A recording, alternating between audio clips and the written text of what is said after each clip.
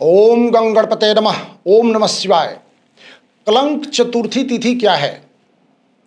भाद्रपद मास के शुक्ल पक्ष की चतुर्थी तिथि को ही कलंकी चतुर्थी के नाम से जाना जाता है। चतुर्थी तिथि की शुरुआत से लेकर के तिथि के समाप्त होने तक चंद्रमा का दर्शन करना निषेध बताया गया है। इसीलिए गणेश चौथ वाले दिन चंद्रमा को नहीं देखा जाता है। भागवत महापुराण के अध्याय 56 के अनुसार भाद्रपद मास के शुक्ल पक्ष चतुर्थी तिथि पर भगवान कृष्ण ने चंद्रमा का दर्शन कर लिया था। इसीलिए उन पर समयंतक मणि की चोरी का आरोप लगा था। सामंतक मणि क्या है? तो ये मणि भगवान सूर्य के गले में होता है। भगवान सूर्य ने अपने एक भक्त पर कृपा करके उसको ये मणि प्रदान कर दी थी। उस मणि की चोरी का आरोप भगवान श्री कृष्ण पर इस भाद्रपद के शुक्ल पक्ष चतुर्थी का चंद्रमा देखने के कारण लगा था। चतुर्थी तिथि पर चंद्रमा के दर्शन करने से व्यक्ति कलंक का भागी होता है। इसीलिए भाद्रपद शुक्ल पक्ष चतुर्थी तिथि को चंद्रमा का दर्शन सर्वदा निषेध माना गया है। अब सवाल उठता है कि गणेश चतुर्थी पर चंद्रमा कलंकित कैसे हुआ? तो पौराणिक कथाओं के अनुसार सृष्टि के आदि काल में एक बार भाद्रपद मास के शुक्ल पक्ष चतुर्थी तिथि को देवता लोग भगवान गणेश का पूजन करके अपने घर जा चुके थे। क्योंकि चतुर्थी तिथि पर भगवान गणेश का जन्मदिन होता है, इसीलिए सभी देवता उनका पूजन करने के लिए पधारे थे। और भगवान गणेश का जब पूजन करके सभी देवता अपने अपने स्थान को चले गए तो भगवान गणेश अपने आसन पर विराजमान होकर के अपने मन पसंद का भोग खा रहे थे।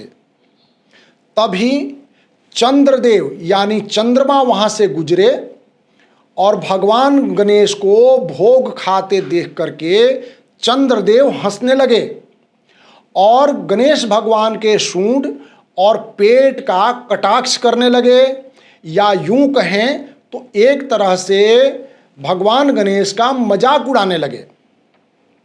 चंद्रदेव के इस व्यवहार से गणेश जी क्रोधित हो गए और चंद्रमा को श्राप देते हुए कहा कि तुमको अपने रूप पर बहुत घमंड है, इसीलिए आज से तुम अपना रूप खो दोगे, तुम्हारे स्वरूप में दाग लग जाएगा, तुम्हारे ऊपर कलंक लगेगा और तुम्हारी सारी कलाएं भी नष्ट हो जाएंगी।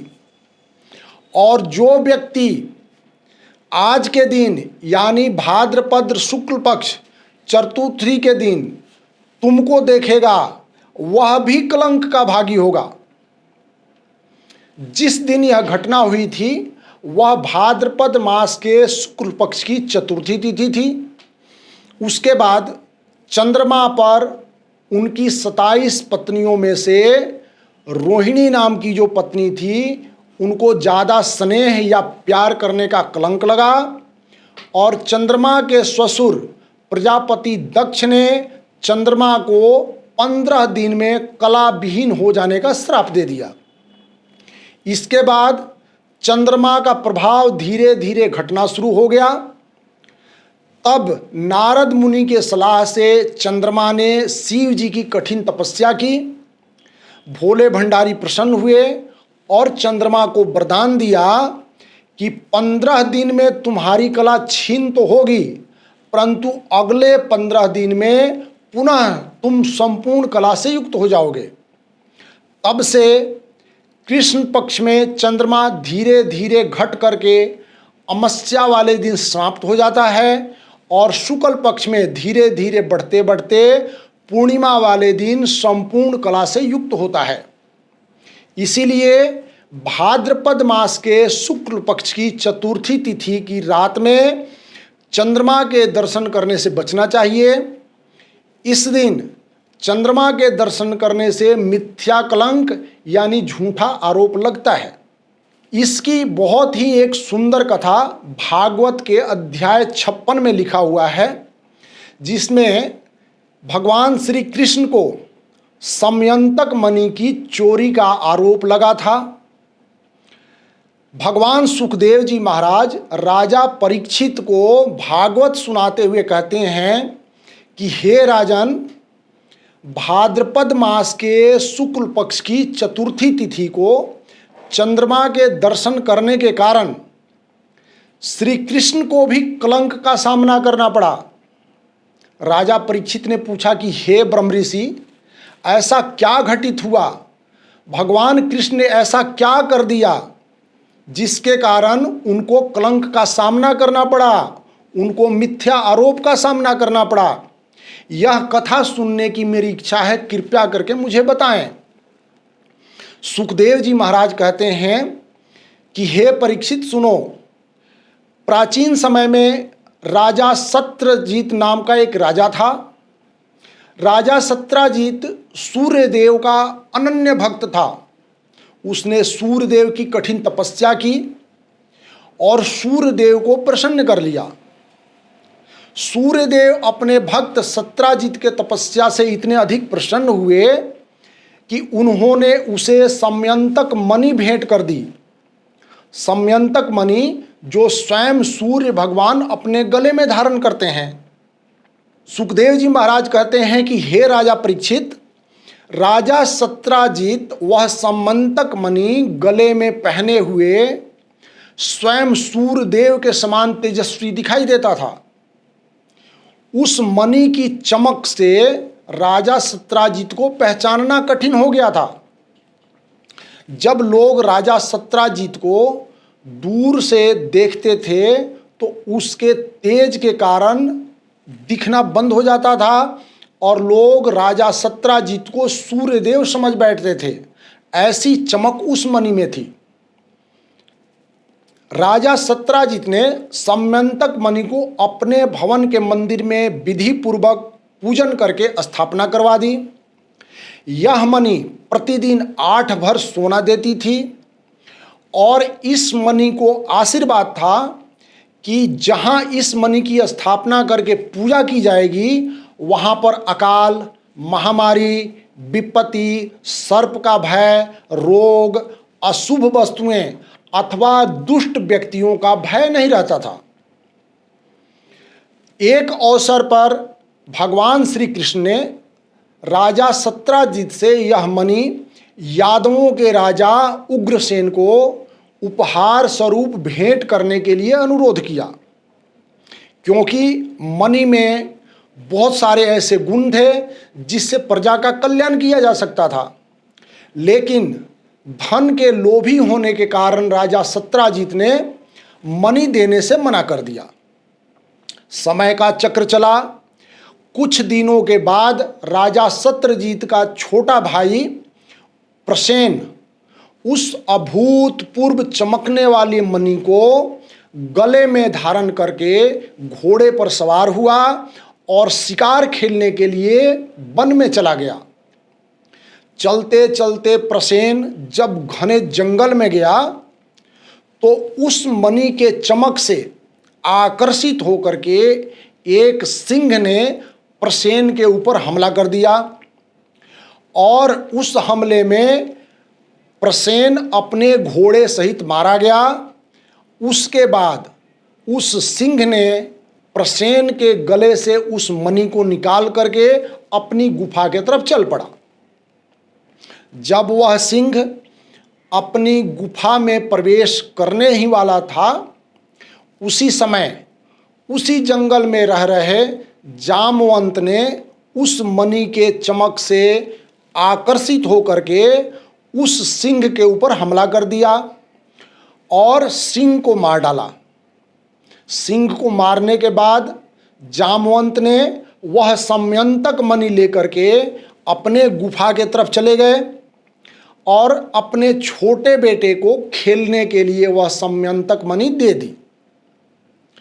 उधर क्या घटना हुआ कि राजा सत्रजीत अपने भाई को वापस आया न जान करके बहुत ही दुखी हुआ और उसको शंका हुई कि संभवतः मेरे भाई की हत्या श्री कृष्ण ने की है, क्योंकि श्री कृष्ण भगवान ने यह मणि मांगा था और मैंने उनको देने से इनकार कर दिया था।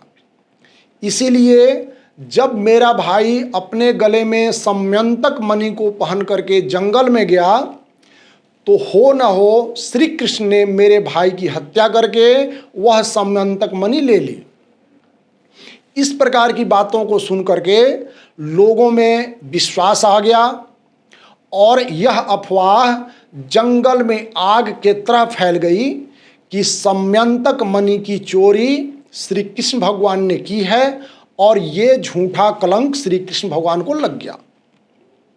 यह कलंक लगने के बाद श्री कृष्ण भगवान ने कुछ नागरिकों को अपने साथ लेकर के प्रसेन के घोड़े के पद चिन्हों का अनुसरण करते हुए जंगल में प्रवेश कर गए, जिससे प्रसेन और समयंतक मणि का पता लगाया जाए और उन पर लगी हुई अकलंक जो है उसको मिटाया जा सके। अब घने जंगल में चलते चलते लोगों ने देखा कि प्रसेन और उसका घोड़ा एक जगह मरा पड़ा है और वहां पर सिंह के पंजों के निशान बने हुए हैं। अतः शंका हुई कि हो न हो प्रसेन और उसके घोड़े को सिंह ने मार डाला और मणि लेकर के चला गया हो। अतः यहाँ से लोगों ने सिंह के पद चिन्हों का पीछा करते हुए आगे बढ़ने लगे। काफ़ी आगे जाने के बाद जंगल के बीचों बीच एक जगह सिंह मरा हुआ पड़ा था और वहाँ भालू के पद चिन्ह बने हुए थे। अतः यहाँ से भालू के पद चिन्हों का पीछा करते हुए लोग आगे बढ़ने लगे, क्योंकि उनके मन में ये शंका हुई कि हो न हो यहाँ पे इस सिंह को भालू ने मार दिया है और मणि लेकर के आगे चला गया। अब लोगों ने उस भालू के पद चिन्हों का पीछा करते हुए जंगल में और प्रवेश किया। ऐसे आगे बढ़ते बढ़ते वो एक भयंकर गुफा के दरवाजे पे जा पहुँचे। गुफा बहुत ही भयंकर थी। श्री कृष्ण भगवान ने सभी नागरिकों को गुफा के बाहर रह करके प्रतीक्षा करने का निर्देश दिया और स्वयं अकेले ही भालुओं के राजा के गुफा में घुस गए। यद्यपि वह भयानक और अंधकार से भरी हुई गुफा थी, तद्यपि कृष्ण भगवान उसमें प्रवेश किए और दरअसल यह गुफा राम भक्त जामवंत की गुफा थी। श्री कृष्ण भगवान जब अंदर गए तो उन्होंने देखा कि उस उत्तम समयंतक मणि से वहाँ पर एक बालक खेल रहा है। श्री कृष्ण ने जब उस बालक से वह मणि लेनी चाहिए, तब वह बालक और बालक के सेवादार भयभीत होकर के चिल्लाने लगे। यह सुनकर के क्रोधित जामवंत, जो वीरों में श्रेष्ठ थे, क्रोध में भर करके भगवान कृष्ण के ऊपर टूट पड़े। वस्तुतः क्रोध के कारण वह कृष्ण को पहचान नहीं पाए और कृष्ण को एक साधारण व्यक्ति समझ करके युद्ध करने लगे। अब दोनों के बीच घमासान युद्ध शुरू हुआ, यानी भगवान श्री कृष्ण और जामवंत में घमासान युद्ध शुरू हो गया। दोनों की बीच की लड़ाई बहुत ही उग्र थी। वे हथियारों से, बड़े बड़े चट्टानों से, पेड़ों से, शस्त्रों से एक दूसरों के गिराने की कोशिश करने लगे और गुत्थम गुत्था हो गए। इस प्रकार श्री कृष्ण भगवान और जामवंत जी में 28 दिन रात निरंतर युद्ध होता रहा, जिसमें एक दूसरे पर वज्र के समान कठोर प्रहार करते रहे। मल्ल युद्ध होता रहा और मुष्टि प्रहार होता रहा। जब 28 दिनों तक युद्ध समाप्त नहीं हुआ और बिना खाए पिए युद्ध चलता रहा, तब जामवंत को आत्मज्ञान हुआ कि इस धरती पे ऐसा कौन है जो मुझसे 28 दिनों तक बिना खाए पिए युद्ध कर सकता है, क्योंकि जामवंत स्वयं ब्रह्मा के अंशावतार थे। इस प्रकार जामवंत को जब आत्मज्ञान हुआ और कृष्ण भगवान में भगवान विष्णु और श्री राम के रूप को देखा, तब उन्होंने युद्ध बंद किया और जामवंत ने श्री कृष्ण के शरणागत होकर के उनकी विभिन्न प्रकार से स्तुति की। उसके बाद जामवंत ने श्री कृष्ण भगवान की परीक्षा लेने के लिए अपने शरीर को स्पर्श करने के लिए कहा, क्योंकि रामावतार में जब युद्ध के बाद शाम को सेना वापस आती थी तो भगवान राम अपने हाथ के स्पर्श मात्र से सबको नया शरीर और प्रफुल्लित कर देते थे।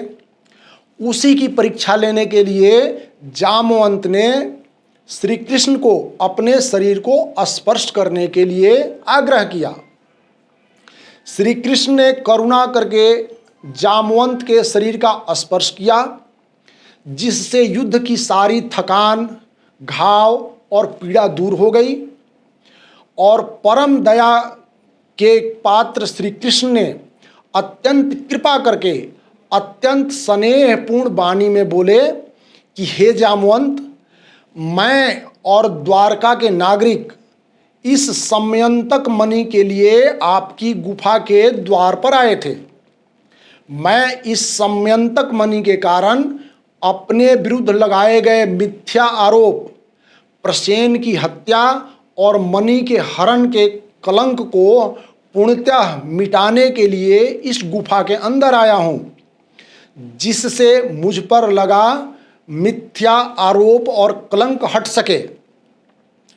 इन बातों को सुनकर के जामवंत प्रसन्न हुए और प्रसन्नतापूर्वक अपनी पुत्री जामवंती का विवाह भगवान श्री कृष्ण के साथ किया और समयंतक मणि उपहार स्वरूप उन्हें अर्पित कर दिया।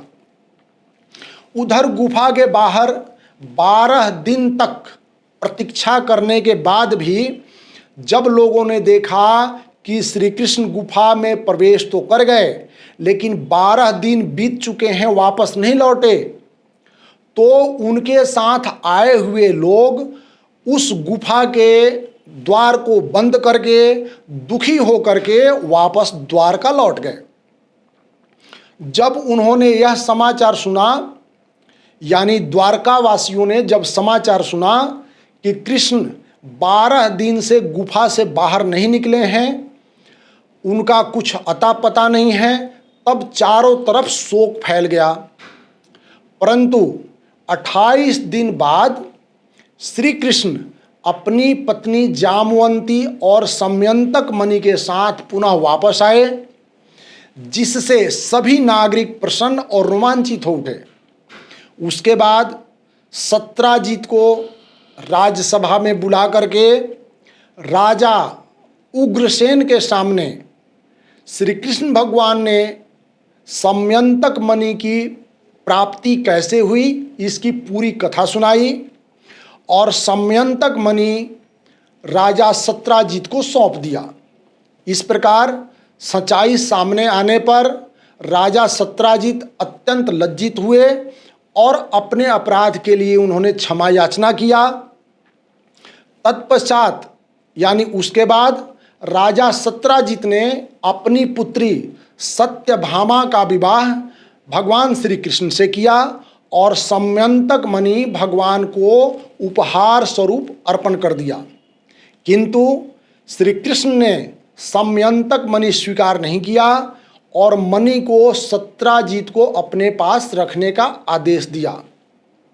तो ये भागवतम के अध्याय 56 में श्री कृष्ण भगवान को समयंतक मणि की चोरी का प्रसंग, जो कि कलंकी चौथ के चंद्रमा देखने से लगा था, इसका वर्णन है। और ऐसी मान्यता है और लिखा हुआ है कि इस कथा को सुनने से और सुनाने से कलंकी चौथ का चंद्रमा देखने का दोष समाप्त हो जाता है। ओम नमः शिवाय। ओम नमः शिवाय।